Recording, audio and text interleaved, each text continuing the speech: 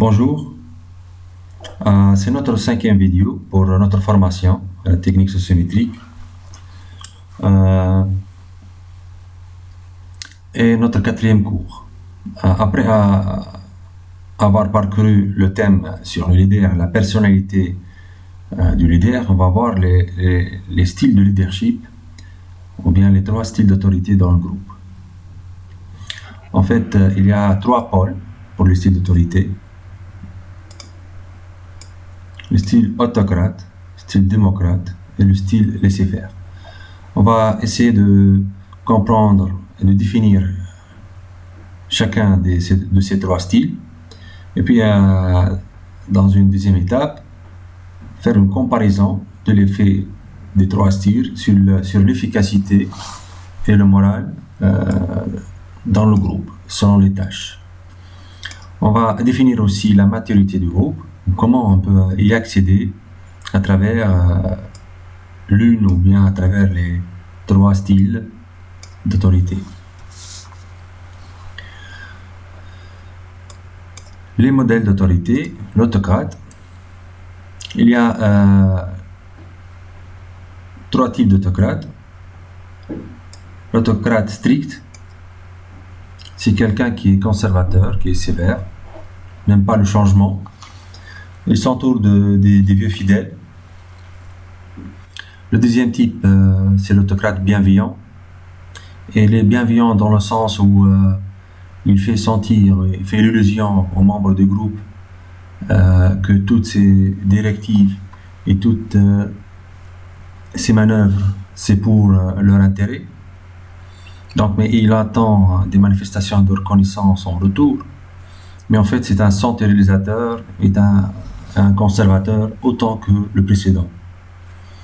L'autocrate incompétent, c'est quelqu'un d'immature. Il est infantile. Il est immature sur le plan intellectuel et le plan affectif. Donc, il a un très grand désir de puissance. Pour cela, il humilie ses collaborateurs, il jalouse les talents. Il est entouré d'un sentiment d'infériorité. Ses comportements sont infantiles. Et il a un manque profond d'assurance. Il sent qu'il est toujours menacé. Ses comportements sont impulsifs dans le sens où ils sont spontanés, sans réfléchir, sans réflexion. Et ses comportements sont plus forts que sa volonté. Le style autocrate correspond aux gens qui sont immatures, ce mode de fonctionnement, parce qu'il prend les personnes comme étant des quasi-objets. Des quasi-objets. Les réactions à l'autorité dans le groupe sont de trois types. On trouve l'hostilité, quelqu'un qui est hostile, qui refuse ce qui se passe. Donc, il exprime son hostilité ou bien elle est masquée.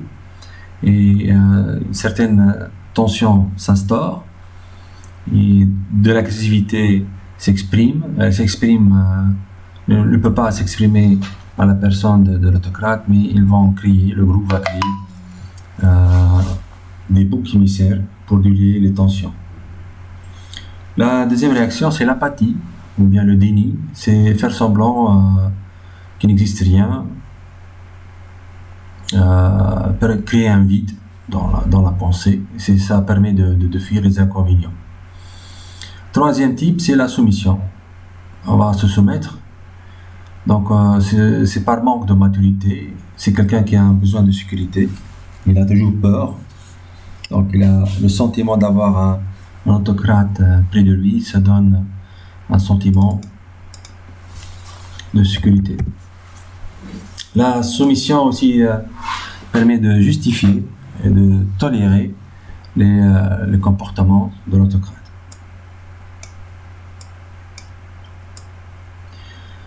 Deuxième type, c'est le démocrate. Le démocrate, il y a deux. En fait, il y a deux types. Le démocrate authentique, le chef d'orchestre. Et on rappelle bien, dans un orchestre, en fait, il y a des musiciens, chacun a son propre instrument. Et la technicité elle est très différente. Chacun connaît en fait de quoi il s'agit, son rôle. Donc le chef d'orchestre, c'est un simple coordinateur. Il donne le temps, il donne le rythme et il fait un rappel chaque fois qu'un individu ou bien qu'un musicien veut se rappeler du régime ou bien du rythme de l'ensemble du groupe. Il va se référer, il va observer le chef d'orchestre. Donc le démocrate authentique, c'est comme le chef d'orchestre. Il peut déléguer son autorité. Il est sensible au climat du groupe. On trouve rarement dans notre civilisation parce qu'elle est devenue une civilisation technicienne. Ça donne au groupe le sentiment d'autonomie, d'interdépendance, maturité affective et intellectuelle. Dans ce groupe, on confronte les différentes opinions et il y a une distribution égalitaire des rôles. Le deuxième type de démocrate, c'est le pseudo-démocrate. C'est un habile manipulateur, en fait.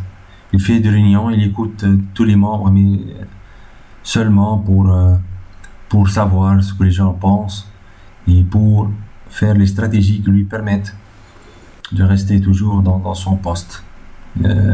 C'est des leçons de comportement par manque de maturité. Il donne l'illusion de l'autonomie, mais il n'est qu'un manipulateur. Manipulateur qui arrange, qui mêle avec des techniques de manipulation mentale. Donc le manipulateur, c'est la personne qui fait l'illusion aux gens qu'il agit dans leur intérêt, alors qu'en fait, il n'est qu'un malin profiteur, c'est quelqu'un de malhonnête. Le style laisser-faire, le laisser-faire, c'est quelqu'un qui est dépourvu de directives, le représentant. Donc. On trouve ce style chez les gens qui cherchent en fait à fournir le moins d'efforts dans leur engagement avec leur équipe ou bien avec leur classe. Comparaison entre les trois styles de leadership, il y a une expérience qui a été faite par les P.T. White. Elle est très fameuse. Donc ils ont constitué trois groupes d'enfants en colonie de vacances pour la construction de masques de théâtre. Et dans ces trois groupes, ils ont spécifié un style d'autorité pour chaque groupe. Un groupe avec le style autocrate, là, le moniteur, en fait, il donne des consignes, il ordonne. Un groupe avec le style laisser-faire et un groupe avec le style démocrate. On va essayer de faire une comparaison au niveau de l'efficacité et du moral au niveau de chaque groupe d'enfants et qu'est-ce qu'on peut déduire au niveau de ces paramètres pour les trois styles d'autorité. Dans les groupes autocrates, il y a un très grand taux de frustration, d'agressivité entre les membres. Si le moniteur quitte, donc la productivité s'arrête.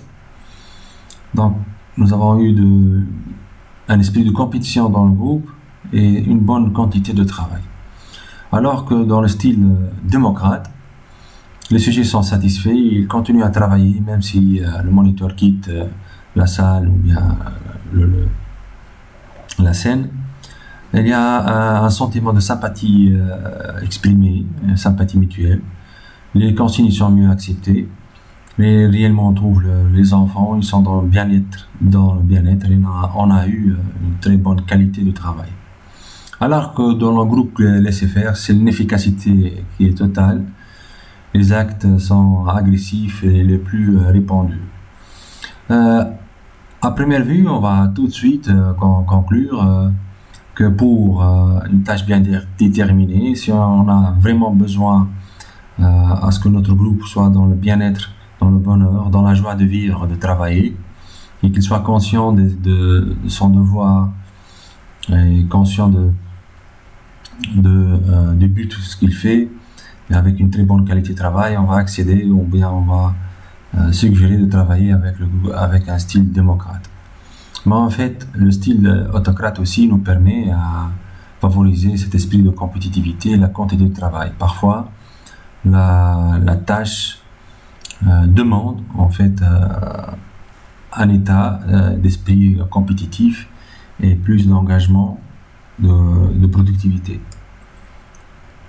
Ça, on rappelle dans le milieu sportif, par exemple, ici on trouve les sports collectifs et pour l'endurance, pour la course vitesse, pour les sports avec souffrance et avec la tolérance à la fatigue, on est plutôt dans le style autocrate. Mais en fait, Didier Anzieux, il indique que le style d'autorité le plus correspondant à chaque groupe, c'est selon ses fantasmes et selon les fantasmes du groupe.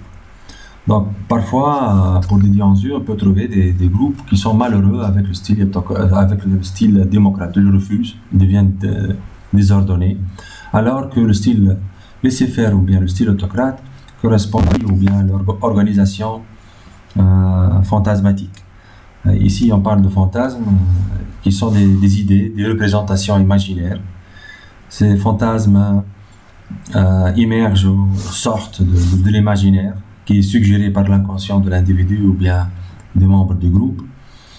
C'est une production de l'imaginaire par laquelle le moi cherche à s'échapper à l'emprise de la réalité.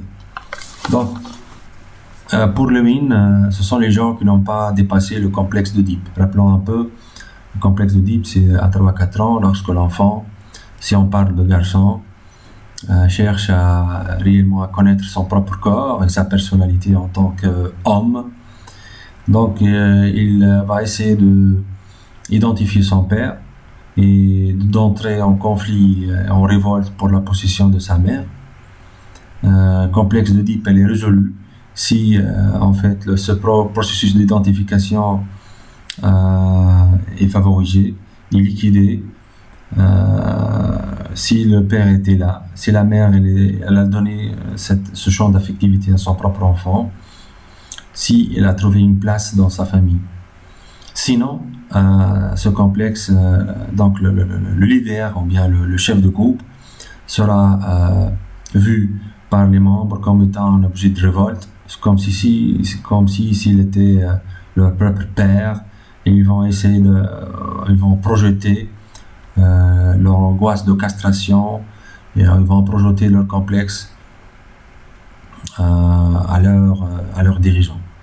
Donc c'est seulement pour lui accéder à la démocratie, accepter d'être un enseignant, un entraîneur démocrate, un dirigeant démocrate, accepter d'être dans un style démocrate qui valorise l'écoute, le partage d'opinions, l'acceptation de la différence, et seulement pour les gens qui ont pu dépasser le complexe d'Oedipe et rentrer dans la phase de latence, et il accède au groupe, il entame le groupe selon la période de latence de l'enfant. Donc, le style le correspondant pour chaque groupe, c'est selon l'organisation fantasmatique du groupe. Ça ne correspond pas aux immatures. Les réactions des gens qui sont immatures, ils sont impulsifs. Ils ne voient dans tout ce qui existe que les endors. C'est un trouble de personnalité. Et ils ont cette hypertrophie de moi. C'est un trouble de personnalité, une surestimation de ses propres capacités, de son importance. Donc, dans le style autocrate, il y a une inhibition totale de ce sentiment. Donc, ils sont tranquilles. Et aussi dans le style laisser-faire, donc ils vont ce style va favoriser l'épanouissement de ce sentiment. C'est pourquoi il y a des groupes qui vont accepter, qui vont chercher, ce sont les groupes immatures, à être dans l'un des styles, ou bien autocrate, ou bien laisser-faire, alors que dans le style démocrate, ils sont complètement désorientés. Pour De Sona, il a fait une étude aussi similaire, mais il a indiqué que la tâche influe sur les réactions, et pour cela, il a proposé de modifier la tâche pour des TD en psychosociologie avec la tâche d'apprentissage des connaissances. Ici, il a fait plusieurs expériences, surtout en divisant la classe selon leur niveau socio-économique et le niveau socio-culturel. Et pour cela, donc, il a cherché les étudiants que leurs parents n'ont pas le bac et ceux qui ont le bac. Il a cherché aussi à faire la différence d'études selon le genre, femmes, hommes, garçons, filles, et la différence aussi selon le niveau économique, salaire des parents.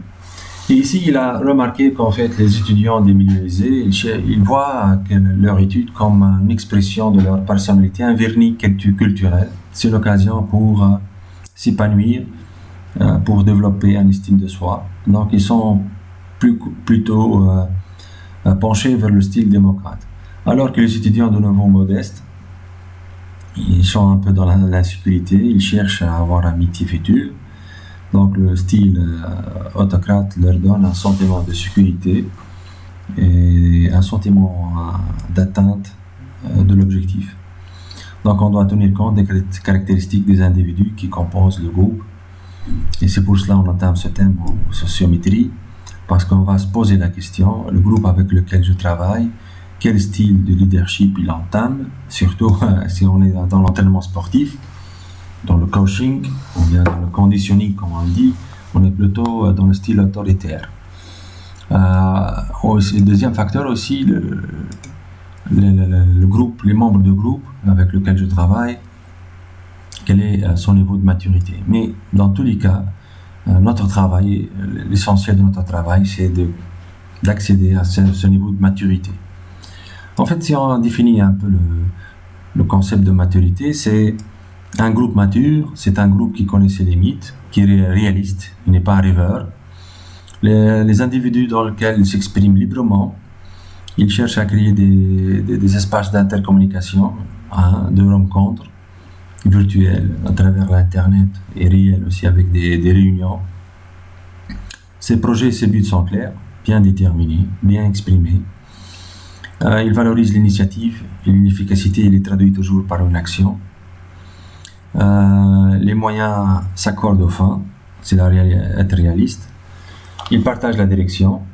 Ils cherchent aussi à créer des activités de loisirs, un espace de consultation externe aussi demandé. Il est ouvert aux autres, aux échanges. Ils cherchent à satisfaire les besoins individuels et les besoins du groupe. Ils acceptent les changements. Et réellement, notre tâche, elle est là. On va essayer à travers notre travail à accéder à ce niveau. Donc, on rappelle encore, il faut étudier le style correspondant pour le groupe qu'on va entamer. La transformation elle est progressive vers la démocratie, à travers la sociométrie. On va instaurer une communication authentique, on va essayer de connaître les leaders et on va distribuer les rôles. Il y a un schéma qu'on va parcourir pour exprimer encore les trois pôles d'autorité. En fait, on a parlé de trois pôles, autocratie, démocratie et laisser-faire, mais réellement notre position en tant qu'enseignant ou bien qu'un entraîneur ne peut pas être dans l'un de ces pôles pur et dur, mais on est dans ce champ, dans ce triangle, dans cet espace de triangle équilatéral. Et par exemple, nous sommes quelque part au point M. La portion MD, c'est la portion de laisser faire dans notre style d'autorité. MF d'autocratie, ME de démocratie. En fait, on ne trouve pas sur le plan réel un style d'autorité pur et dur, mais l'étude de ce thème nous pousse à créer une polarisation, une classification. Et si on étudie encore le mélange de deux ou bien de plusieurs styles d'autorité, on trouve le paternalisme, lorsque un autocrate se comporte d'une façon laisser-faire parfois.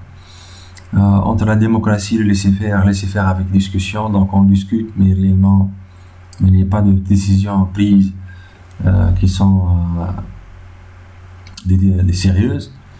Entre l'autocratie et la démocratie, c'est le vote majoritaire, et en fait c'est notre régime de notre État majoritaire, mais donc le vote majoritaire, le groupe décide de lui-même, mais en fait il y a une minorité qui va subir le pouvoir de la majorité, donc il y a un part d'autocratie dans le vote majoritaire.